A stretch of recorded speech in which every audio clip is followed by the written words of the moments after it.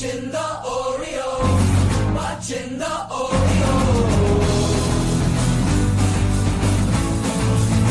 watching the Orioles, watching the Orioles.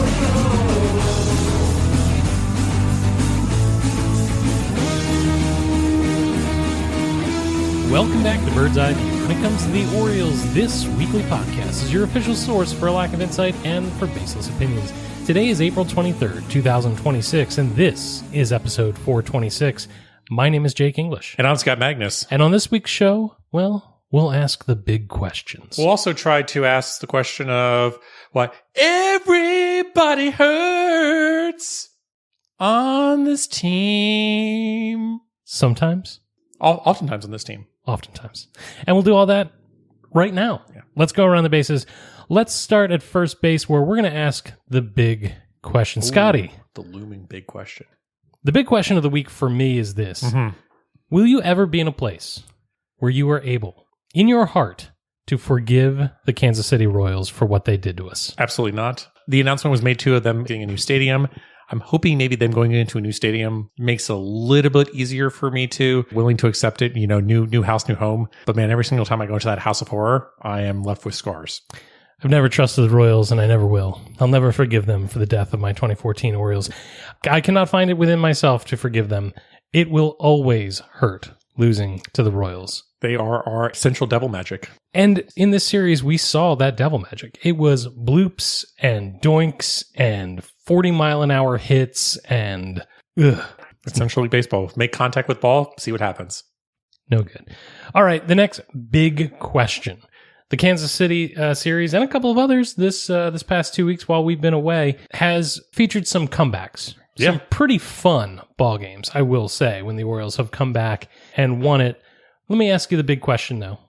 Do those big comebacks make you feel good in the fact that it lets you know that this team can do it, that they have that extra gear to go to?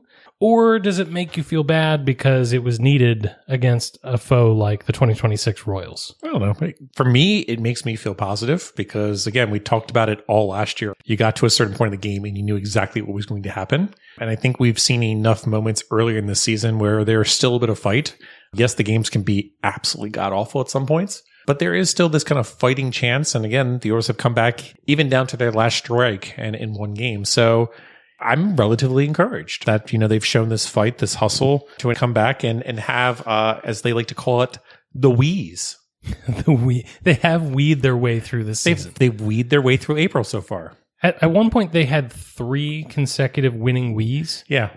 And again, it's not this way anymore, but at one point it was like, 8% of their season was a wee or something like that. Was there a British invasion band called the Wheeze? Not that I'm aware of. That's a shame. It is. It was a missed opportunity. It's a wee bit of a mistake. Yeah. When it comes to the Orioles fighting back, I do think it's a good thing because I will say that even if this season doesn't end us in the postseason, or even if it doesn't end us in the promised land where we want to go, these moments, I think, are the things that are easily remembered. We can think back to Taylor Teagarden and Chris Dickerson jauntily raising the roof, and even Jonathan Scope in that series out there in San Francisco. These are the moments that I think will stick with you. And a game like Leody Taveras hitting a grand slam and going from a game that was a miserable pitcher's duel to a 7-5 victory. I don't know. It puts an exclamation point on. Again, you just look back 1 year and you didn't see any of this. Like there was no come from behind wins. There was no walk-off wins. It was just blah, blah, blah. Again, we didn't have a comeback walk-off win until the no-hitter against the Dodgers. I choose not to remember 2025. Yeah. Again, that's fine. That's the way most of this country is operating as well right now. So it's all good. Scotty, back to the big question. Sure. Now that we are where we are, I want to know if it's okay to relax a little bit. And I say that because I looked back to 2025, because again, I choose not to remember it. At this time last season, the Orioles were 7 games under 500. Mm-hmm. We were in full panic mode. Yep. We were talking about firing the manager. We were trying to give any life to the season. The Orioles are hanging around 500. Yep. Right? It's not a dominant performance, but I will posit that if the team can hang around 500 until they figure something out, that's way better scenario to be in than to be talking about firing the manager because everybody's looking for the life rafts. Am I wrong to be somewhat bolstered by the fact that everything's okay? Yeah, everything is fine right now. And again, if you think about this, it's get to Memorial Day, and then hopefully you're around 500 or above 500. And the aspect is like, if you have a really bad beginning of your season, yes, it's possible that you could come back, but the likelihood that you're going to come back is not going to happen. I was actually looking these numbers up recently, and if you take a look at your record as it relates to Memorial Day, there is a high degree of correlation in terms of what your record is going to be for the remainder of the season. However, again, there's batches on that standpoint. So again, if you're, a 500 team at Memorial Day, you're going to play for the rest of the season between 450 and 550 baseball. Again, I look at this and I say, if the Orioles can be a 500 team, 500, percentage team through that of Memorial Day, then you've got 4 months to play with to potentially get a playoff spot. Does it set yourself up for an AL East run? Probably not. But again, we said coming into this season, more than likely this team was a wildcard team and they were going to be flirting with a playoff spot. And I think they've held true to that statement so far in the season. All right, another big question. I just mentioned firing the manager. Now that we're 25 games in, do you have any kind of thoughts about an early assessment for Albie as far as his first year managing at the big league level? Yeah, so a few things that I've noticed that have bothered me. Number one, clearly not great on his feet. Was not nimble. Yeah, not nimble whatsoever. Was not able to avoid foul balls. I'm just joking on that basis. You're just jawing on a podcast, are you? I mean, I think it's been interesting to see. Again, we're talking about jawing. I think it's been really interesting to see Albie chirp from the dugout as much as he has been. And I think he's trying to break up the monotony and we'll call it the coherence of a typical season. It's a long season. And I think it's important to call it out. I think it was funny they was chirping at the umpire about balls and strikes, and the umpire yells right back, "You can challenge if you want," which is a great comment from an umpire.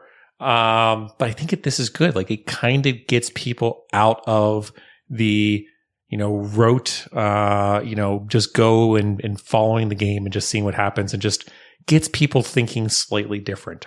I've been encouraged, even from a culture and a clubhouse standpoint, I've been really, really enjoying what I've seen.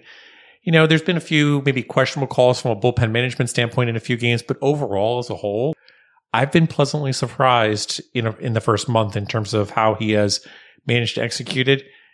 And again, I don't know what exactly he's making from calls. Take this last game where the Orioles won against the Royals, going to Nunez there in the last inning. I think it makes the most amount of sense. But, in the past, managers would have been like, I'm going to go with my veteran and throw him out there. And instead you went with a rookie because you're like, well, the rookie has stuff. Now you could come back and say, well, Mike Elias probably dictated that or not. But I mean, I do think Abernathy has to make that call in terms of how the bullpen is being used. Overall, I mean, I'm not going to, rave about him, but I've been pleasantly surprised, and I'm looking forward to seeing more as the season progresses. And I don't think this is quite the argument you're making, but I think for people who were critical of Brandon Hyde for failing to have personality and failing to stick up for the guys when things weren't going great, Abernathy appears to be the complete opposite. Yeah, he's not a Muppet, is the best way to describe it. I mean, I wouldn't say he's a vibrant personality, but I would say there's definitely a different culture that is being formed. I mean, even, look at him getting a ball and being like, sorry, homie. That's the kind of stories that you want to hear as the season progresses. So yeah, we'll see what happens. But overall, I'm not willing to give Abernathy a complete A+, but yeah, he's solid honor roll for me. I'm looking forward to seeing how he grows as a manager. One individual outside of Abernathy that I'll continue to praise is, Buck Britton had a tough outing in this last game, getting that one runner in the ninth inning thrown out. But so far, I can continue to be impressed by Buck Britton and some of the calls and sends that he has made early in the season. Yeah, I was going to expand the view there to the other coaches. Besides Buck Britton, who we have experience with, who's been in the organization for a long time, I don't feel like I know any of the other guys yet. And it'll be interesting to see if any of those guys have a personality. Sure. And if Baltimore becomes familiar with them. All right. Next big question. What kind of idiot am I? Well, wait. Let me break it down, because you could go in a lot of directions for that, rightfully so. I'm not sure we have enough tape. But tape. I tuned in to a Baltimore Orioles game at some point in the last couple weeks, and I get my Orioles fix through Fubo. And the user interface, the Orioles game came right up, and I didn't even have to think about it, so I clicked on it, and it turns out the game was on FS1. I thought to myself, well, if it's on FS1, I guess it's some national game of the week or whatever. Yeah. Fine, cool, I guess. So I'm watching this game for several innings before somebody on Blue Sky mentioned Kevin Brown. And I was like, what? How are you doing that? It's not on Masson. It was on Masson. Kind of idiot am I to watch a national broadcast of an Orioles game when I don't have to? It's pretty bad. I can tell you it was not a great experience. No. It's not a great experience. I have never been more pleased to hear the dulcet tones of Kevin Brown and Ben McDonald than when I figured that out. Yeah. But I have been watching a lot of games on the Masson. On the Masson? Recently. On the all-new Masson app or just Fubo? Just the Foobs. Okay. Just the Foobs. How is it I wonder how many people still have Fubo? At least one. Yeah. At least one. Let me ask about Masson. This is another big question, I guess. Is Masson going to die? And I ask this because I saw something on a broadcast recently where they were talking about some sort of original programming that Masson was going to put out for covering the minors. And I have no idea how long or frequent this show is going to be, so I don't want to make it out to be a giant investment in creative monies. But I also saw that they just signed some deal with some cable company. I don't remember which it was. But I thought about those two disparate things, and I thought, is that the act of a dying regional network, or is that just noise? I think that's just noise. I think Masson is so tied right now to if MLB decides to say, we're going to go ahead and nationalize our programming, offer programming out on a nationalized basis. So that means the Yes Network is, I wouldn't say no more, but the Yes Network is no longer going to be its own entity in terms of owning broadcasting rights. Everything gets flipped on its head. Yes, Masson would exist as a letterhead or a puppet or a muppet, but it wouldn't exist as a business entity. So I think Masson's around as long as MLB doesn't nationalize broadcasting. I personally believe that we're going to see nationalize the broadcasting, though, in this next collective bargaining agreement. And I think that's going to be the big negotiating topic. I wonder if what are now the regional sports networks, or the local rights holders, I wonder if it won't be equivalent to the Orioles radio network. You have talent and a little bit of local programming. Agree. But outside of that, I think that'll be exactly what it is. I think that'll be exactly what it will be in the future. I think that's coming sooner rather than later. I don't think it'll happen next season, but I think there'll be something in the CBA that will address this, and it will be implemented in the next 2 to 5 years. I think Masson's on its last legs. And when it dies, it'll still come back as a zombified version of itself. Love it. Now, I name dropped the Orioles radio network. I think I've listened to 1.5 games on the radio this year. Have you taken any games on the radio? I have listened to probably maybe 10 games on the radio this year. I've been doing a lot of travel. So yeah, I've been doing a lot of radio. Last week, I was driving up to Penn State and I did the classic thing because I'm like, all right, so I could listen through the app, but I'm going up into central Pennsylvania. I know 1090 stretches into Pennsylvania. I'm going to throw on AM radio. I'm going to listen to AM radio. And again, it was one of those nights where the storms were rolling in. So like you can hear the crackle. You can hear the thunder like coming through. Like, so when the thunder or the lightning hits, you can hear the crackle across the radio. The only thing missing is John Miller's voice. I got about 2.5 hours away from home. So maybe about a half an hour southeast of Penn State. And I started to lose the broadcast. And I had to switch over to the internet, which I was a little disappointed on. I do really enjoy listening on the radio. For me, it's a visual media. It sounds weird, but I can just envision the game in my head. I have a beef, though, with radio right now. All right, let me hear the beef. So we obviously have been very blessed with radio broadcasters with the Orioles for a long time. There seems to be a recent trend of shoutcasting. So whenever there's a good play, we yell into the microphone. If there's a double play, we're yelling into the microphone. If there is a pick at first base where it's like a nice play on the line, we're yelling into the microphone. And I get that you want to go through the exuberance of it and get people excited and, you know, be that hometown fan to represent your team on local radio. Jim Hunter is listening.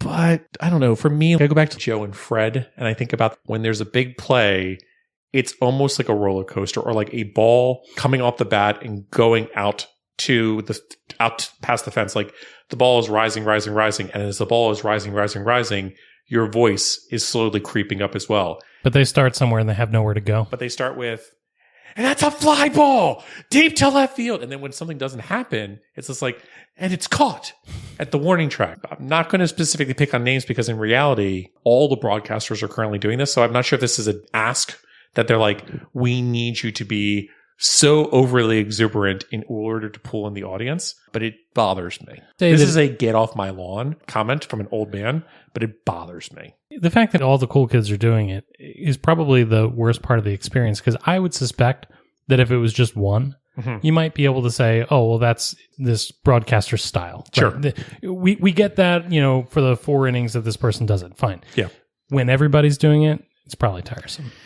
Yeah. So again, I don't know if it's just me. I would love to be told by those that have listened on the radio, Scott, you're blowing this out of proportion. It's not that bad.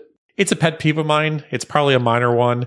Again, radio is highly underrated. Strongly recommend radio. I understand we've got Kevin Brown, we've got Ben McDonald, you got Jim Palmer, but like, baseball is made for the radio, and there's nothing better than driving or being on your porch and listening on the radio to a baseball game. Hear, hear. Highly recommend it. I probably have honestly listened to more games on the radio than I have actually seen games on TV at this given moment, which is old man territory. Hey, nothing wrong with that. Yeah.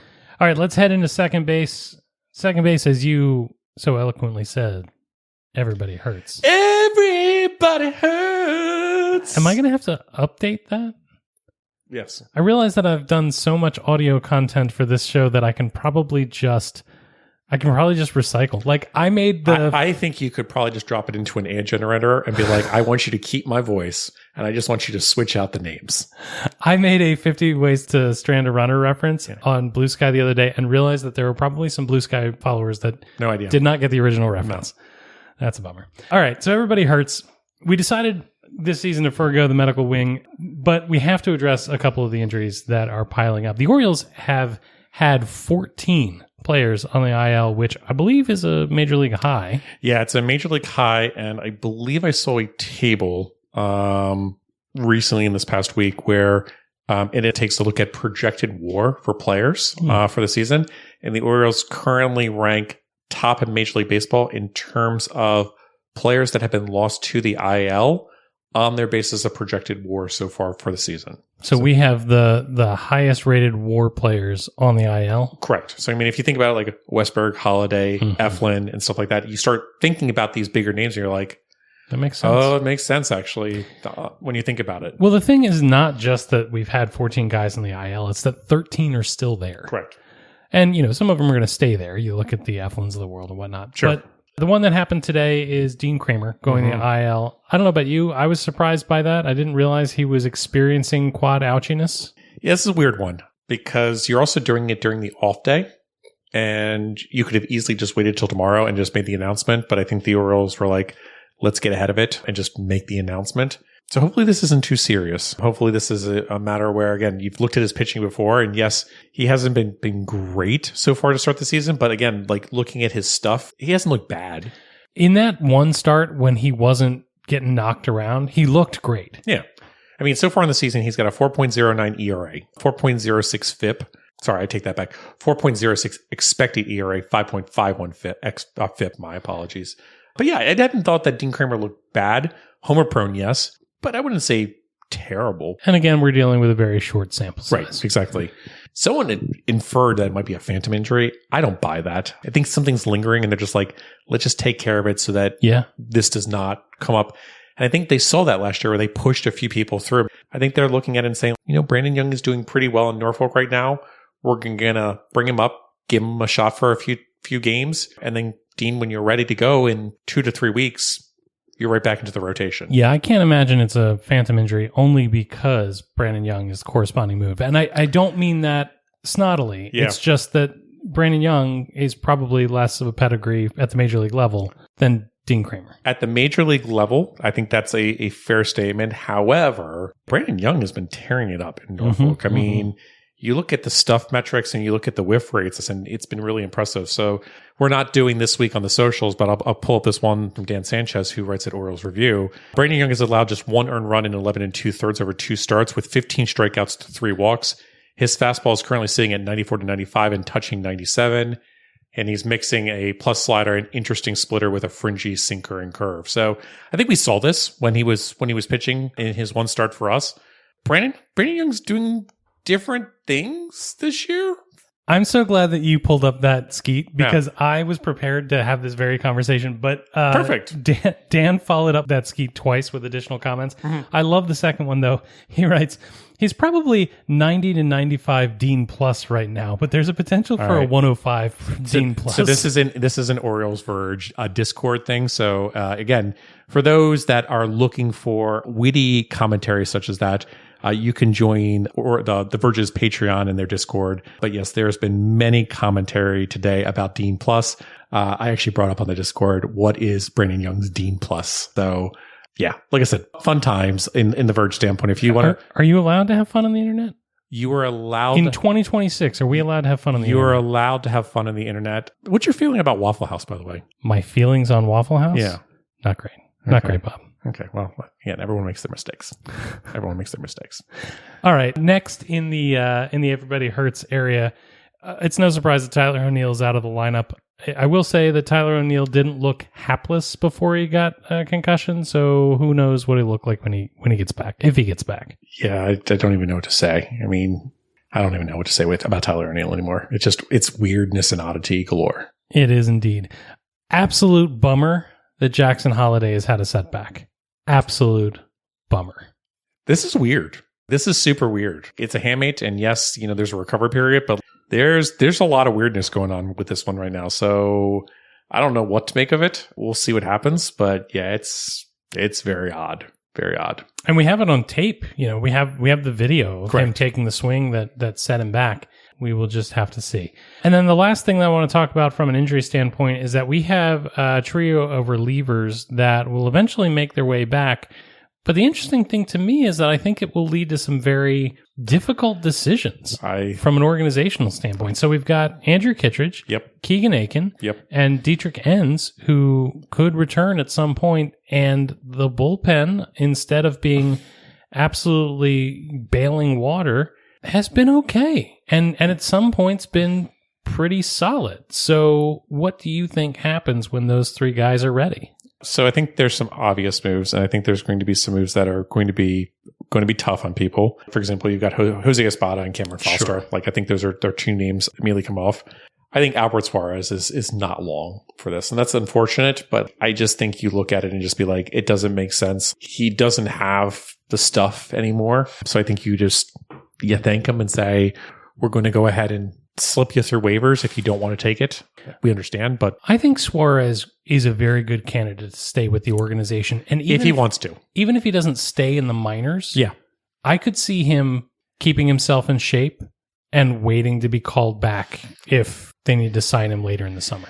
Yeah, we'll see what happens. I agree with you that I think that there's a strong possibility of that, because I can't imagine another organization picking him up. It's like a very, very less talented Steve Pearce situation. Like, I was just doom scrolling the other day and came across a video of Buck Showalter telling the story about having to cut Steve Pearce for a day. Yeah. And, he did it. Yeah. And so, I look at Albert Suarez, his career story, the way the Orioles feature into that, his remaining skill set.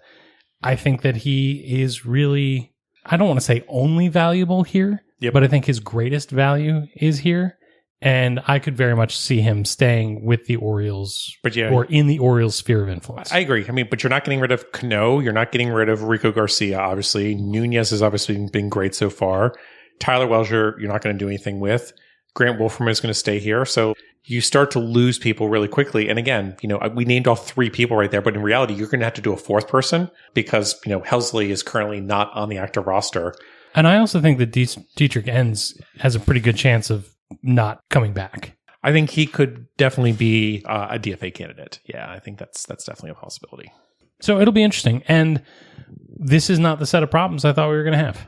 No, I don't think any of us saw Yanier Cano being a really good relief pitcher. Well, that's a really great segue. Let's head into third base. And I want to talk about some of the things that are going right. Because look, we talked last time we were together about the fact that sometimes I emotionally skeet.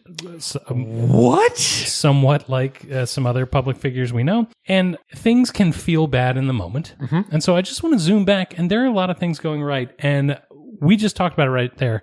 Rico Garcia, Anthony Nunez, and Yennier Cano have been a bright spot in the bullpen.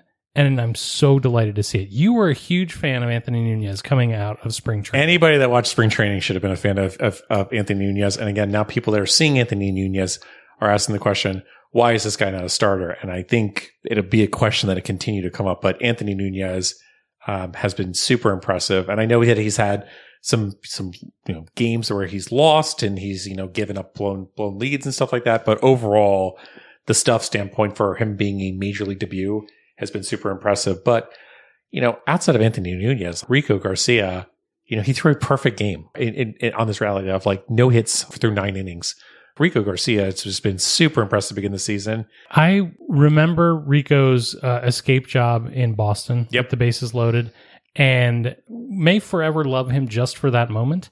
But in the offseason, looking at what the bullpen might be, I wondered, can Rico Garcia be a guy that hangs on to that, or is he the Chaz Rowe of 2025? I'm so glad to see that he is still holding it together. Yeah, 0.75 ERA, 1.77 expected ERA, 3.06 FIP, but that's all great and good. But I think the surprise story has to be Yennier Cano. Absolutely. Yennier Cano is just mind-boggling to me. He's currently got a 9.72 Ks per 9, but more importantly, he has a 1.08 walks per 9. And again, we've talked about this before with Cano. He's going to put balls in play, but also he's been really wild in previous seasons and not being able to find the strike zone. So Cano is commanding the strike zone. He has been very lucky so far from a BABIP standpoint. His BABIP is 200. But again, you start looking at his ERA at 2.16 and his FIP at 2.90 and an xFIP at 2.17. And he's slinging it, is the best way to describe it. He looks different from a command standpoint. He looks different from an arsenal selection standpoint. Yeah. He just it's very clear that he's been working with the pitching organization here, in Baltimore, trying to figure it out. And it's nice to see him get return on it. Yep, it really is. Also going well right now, this very moment. Sorry, I had to knock on wood. It's good to have Adley back. I think it is extremely funny, all these comments that were made over the offseason. Do you really need Adley? Let's go ahead and trade Adley. You've got Basayo. But Adley, to me, when Adley is in the lineup versus when he's not in the lineup, the entire lineup feels differently. He is the straw that stirs the tea. And even if he's not doing great, he is the straw that stirs the tea. He is such a weird catalyst for this team where even when he's not superstar Adley, but he's just mediocre Adley, man, it is such an improvement to this lineup. Absolutely. And what he brings behind the plate too. I was interested, Helsley had a real rough game recently. Couple of they were called wild pitches. Yeah. But I wondered to myself and anybody who was close enough to listen whether or not Adley was having his best game either. Yeah. That's something that I'm going to watch as he's back from the IL to see if there's any lingering doubt about, how solid he is back there, how back he is back there. But at least in the lineup, it's really good to have him back. Yeah. Yeah, I think, like I said, Adley, I said it, earlier on, right before Adley went into the IL, I said, Adley's back this year. I am fully on board with that still. Adley looks to me like the superstar catcher that he was a few years back. Adley looks like an all-star to me, if I'm being candid. So we'll see how the rest of the season progresses, but I've been very impressed by Adley so far. Next, I will just say Leody Taveras has been a very pleasant surprise in the fact that I wasn't even sure this guy should make the club. And not only has he proven me wrong, it's the most delicious crow, by the way. Yes. Not only has he proven me wrong, but he's doing it at a time where it's desperately needed in the fact that Cowser has been so ineffective. Yep. It's been great to see a guy, on the fringes of a roster, probably on the fringes of a career, doing so well. And again, coming back to Alvarez, going with Taveras as a hot hand, I think is really important. I don't know if we would have seen that last year with Hyde. We saw many times where someone would be hot and then they would get benched. So I've really been enjoying seeing them go to Taveras as often as they have.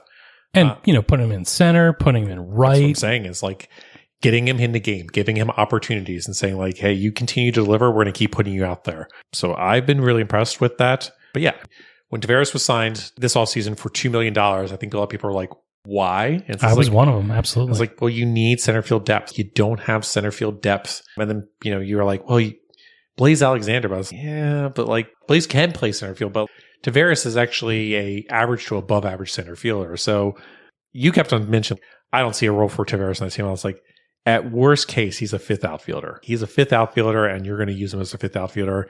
And he has surpassed those expectations so far. And if he's hot for 4 to 6 weeks, and that's it, that's still a great use of, Absolutely, like you said, the hot hand. Correct. Also, things going right now. Yeah. Jeremiah Jackson does not want to go back to Norfolk. Yeah, I think a few weeks ago I had said that Jeremiah Jackson was going to go back to Norfolk and Jackson Holiday was going to reappear on this roster. I was wrong. I'm going to admit that I was wrong. But yeah, Jeremiah Jackson has been absolutely taking advantage of it. And I think the biggest surprise is, you can point to the bat, but defensively, Jeremiah Jackson has been playing out of his mind defensively. I did not think he could play that defensively. I think we saw during spring training where they didn't go to him and put him in the field as much as I thought they would have to if he was going to be kind of that utility player.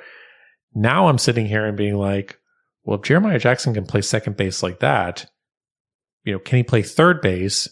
And does having Blaze and Jeremiah on your bench or in your starting roster make a ton of sense over the entire season?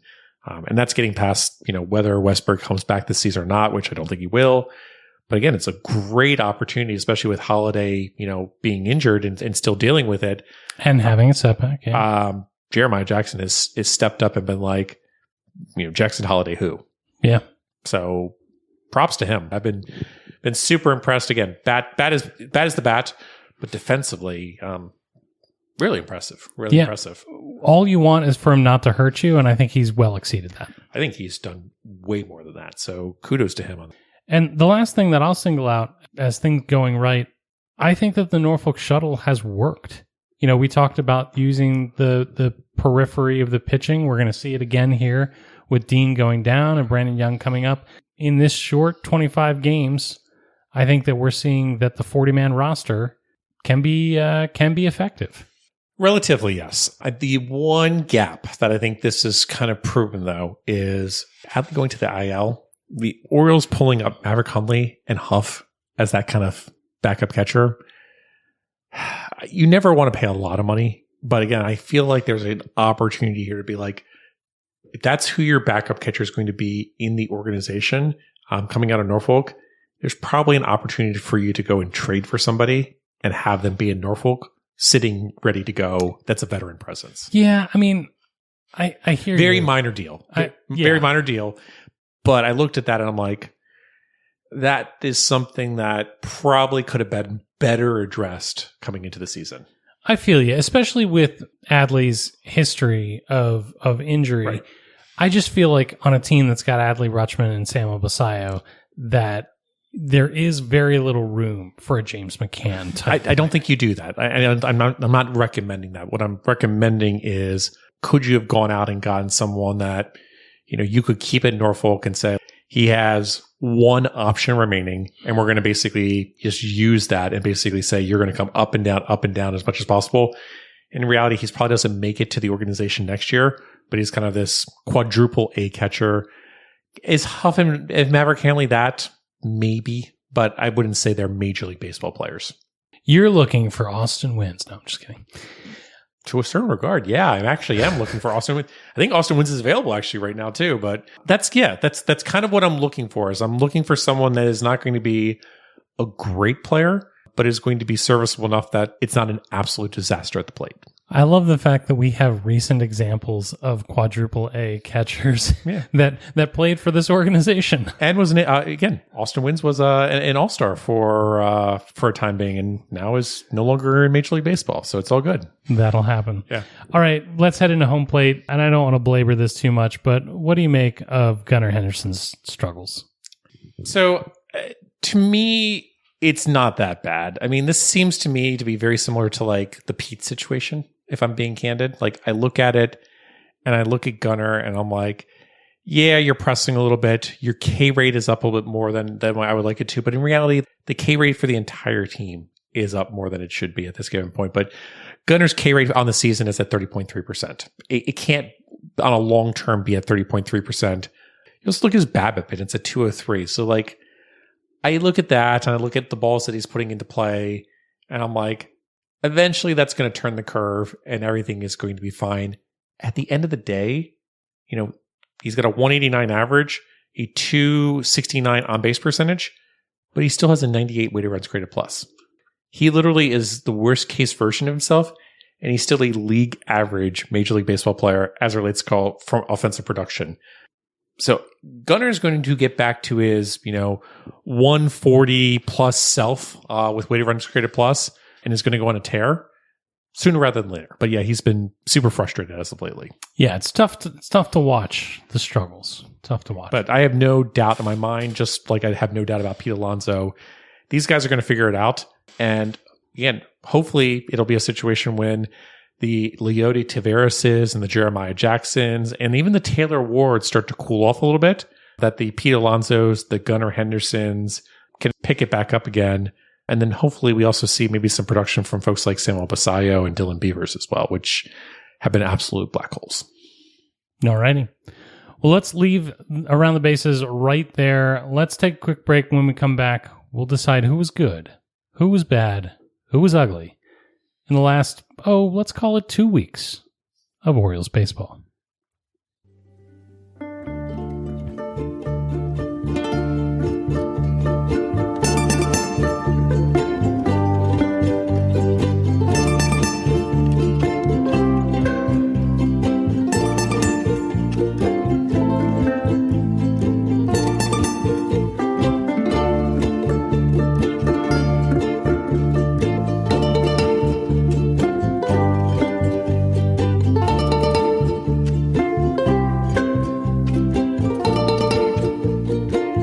All right, that's it. It's the good, the bad, and the ugly. I'll go ahead and get us started. Scotty, we talked about it. My good for the last 2 weeks. I'm going to go from our last recording date, which was the 9th of April in this particular instance.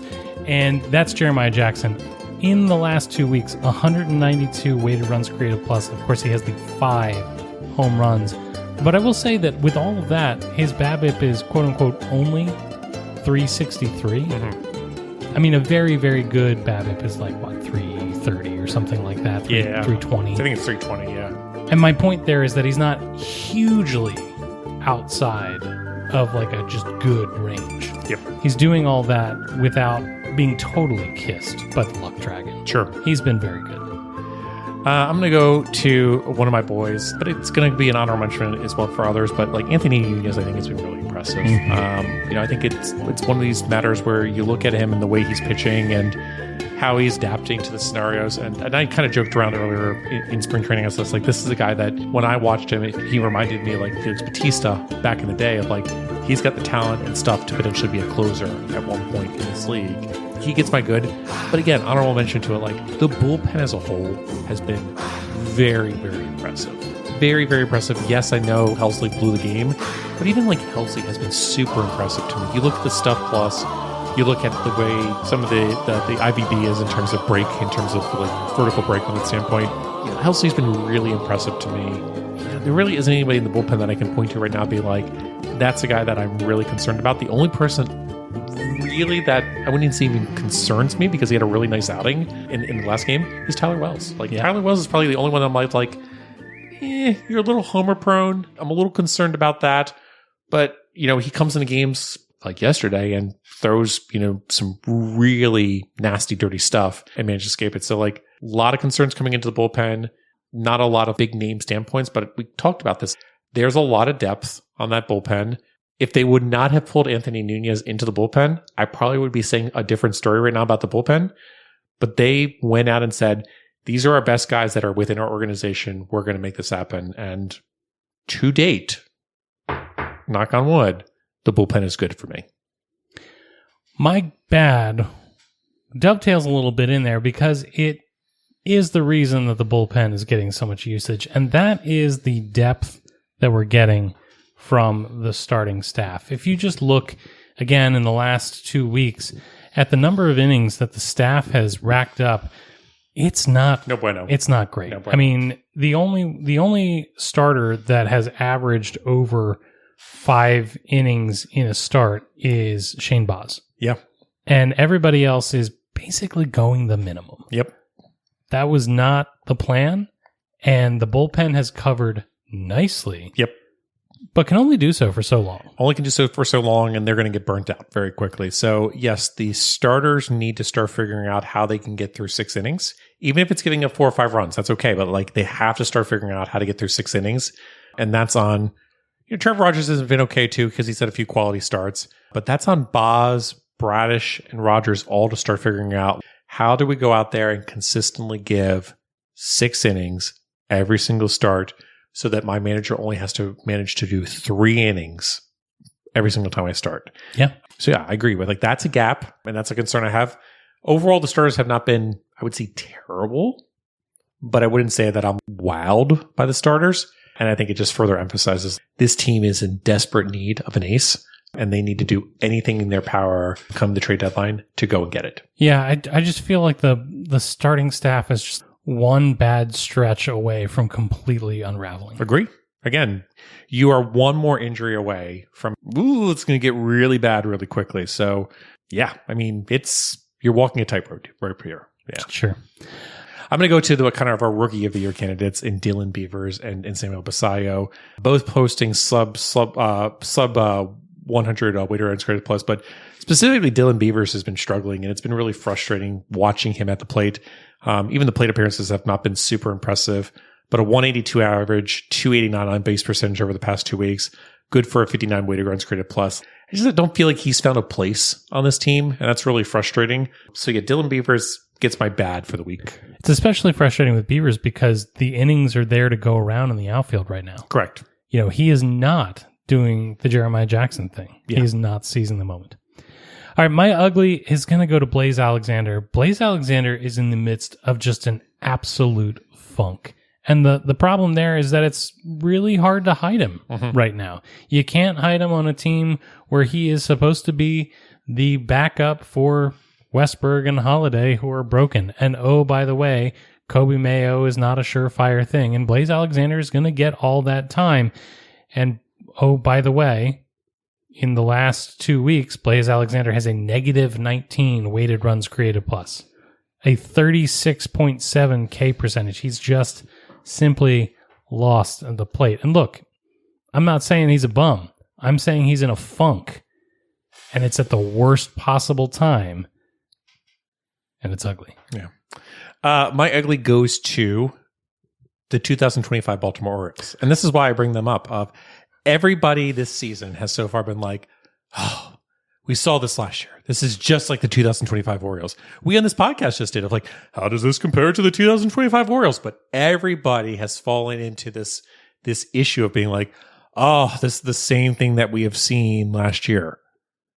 But it's not. It's not the same thing you saw last year. Yes, there have been frustrating games, but as a whole, this team is not the same. You look at the starting pitching, and yes, as we discussed, there are some issues from a starting pitching standpoint, but this is not the Charlie Morton show. That is not the case. Like, that is not what you're seeing here. You're not seeing the bullpen self-immolate itself like they did last year. The team is coming back. Everyone is losing in their mind, inning by inning, pitch by pitch, and they're just like, all right, it's 2025 again. And man, I know last year was a bad year. I get it. It was not a fun year to watch. But for fans that are, again, like us in our 40s, we have seen much worse baseball in our career. Like, I don't see how we as fans can be like, oh, this is going to be just like the 2025 season. This team does not look like it did last year. It does not look like it did during the dark ages. Is it a great team? Absolutely not right now. However, does it look like a lot of other Major League Baseball teams that are going to probably be playoff teams? Absolutely, yes. It is April. It's not even the end of April.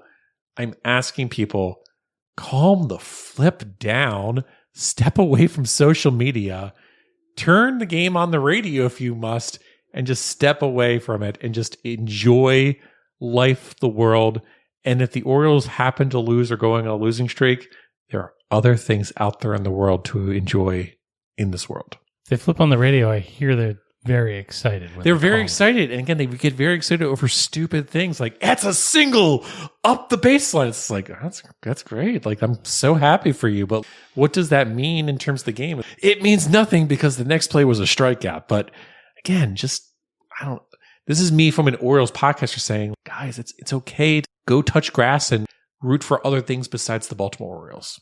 Hear, hear. All right. Even though the world that we live in is a chaotic dumpster fire. Well, that's the thing, is that the team is capable of bringing joy in a dark and ugly world. No, it's not. This team? Sure it is. Yeah. The 2025 Orioles, there was no joy. 2026, in 25 games, there have been moments of actual joy. We just need to all admit that misery and woe is going to follow us wherever we go. It's Baltimore, gentlemen. The gods will not. And it's okay. But again, like you said, there may be brief moments where we can lose ourselves from the reality that is this world. And with that, we will take a quick break, come back, and blow the save.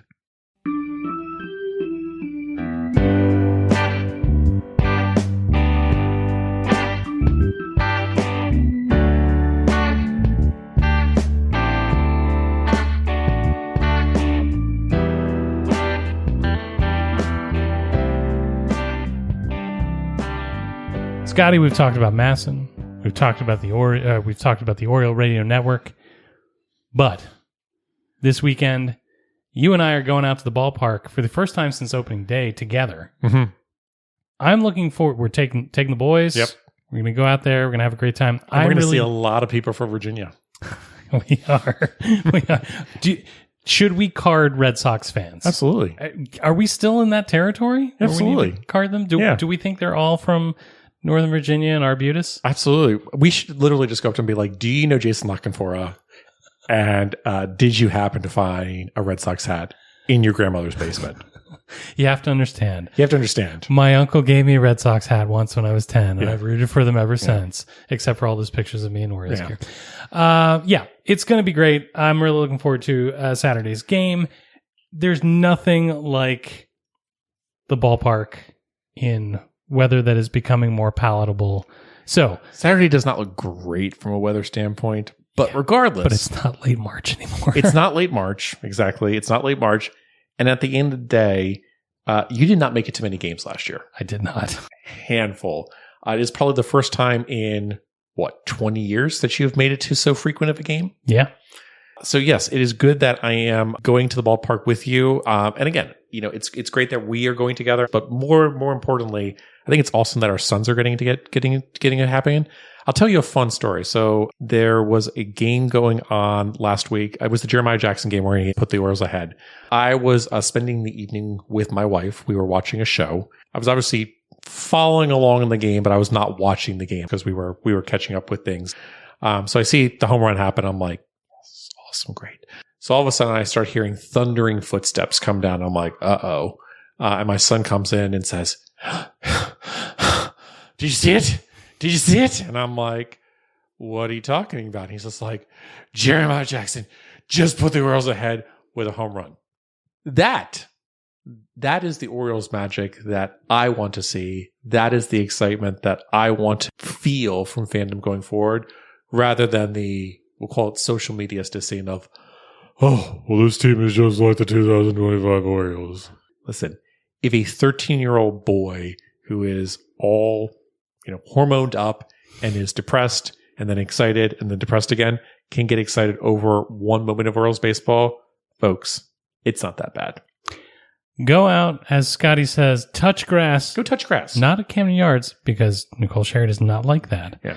Unless you can run the bases because you're under 13. But if you're under 13 and listening to this podcast, we need to have a talk with your parents. Go to the ball game. Go to the ball game. It's fun. They're in town.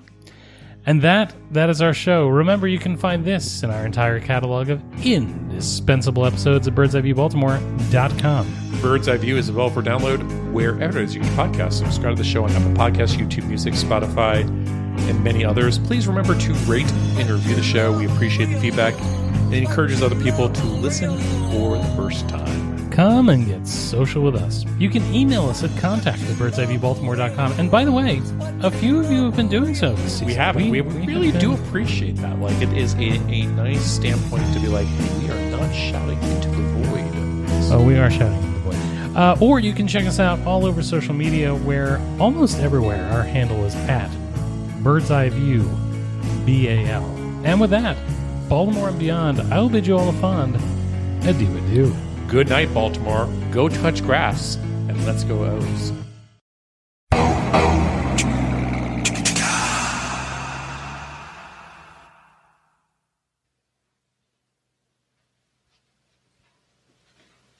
You're still here? It's over. Go home. Go.